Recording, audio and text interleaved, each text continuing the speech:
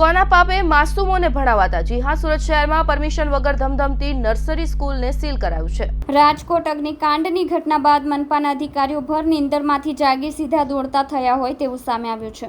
કતારગામ રાશિ સર્કલ પાસે આવેલી નર્સરી સ્કૂલમાં કાર્યવાહી કરવામાં આવી હતી. કેટલાય સમયથી આ નર્સરી સ્કૂલ ફાયર એનઓસી અને બીયુ પરમિશન વગર ધમધમી રહી હતી, જેના પર કાર્યવાહી કરીને શાળાને ખાલી કરાવીને સીલ મારવામાં આવ્યા હતા. આ કામગીરી દરમિયાન સંચાલકો દ્વારા સવાલો ઊભા કરવામાં આવ્યા હતા, તેમ છતાં કાર્યવાહી કરાઈ ન હતી. ત્યારે સવાલો ઊભા થાય છે કે શા માટે અધિકારીઓએ અત્યાર સુધી કાર્યવાહી ન કરી? આ નર્સરી સ્કૂલ નાના ભૂલકાઓ અભ્યાસ કરતા હતા. રાજકોટવાળી ઘટના જો બની હોત તો તેનું જવાબદાર કોણ?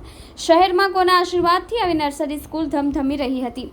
રાજકોટની ઘટના બાદ વાલીઓએ પણ ચેતવાની જરૂર છે. પોતાના બાળકોને આવી નર્સરી સ્કૂલ પર મૂકતા પહેલા આવી નર્સરી સ્કૂલમાં ફાયર એનઓસી જેવા નિયમો પાળવામાં આવી રહ્યા છે કે કેમ તે તપાસ કરવું જરૂરી બન્યું છે.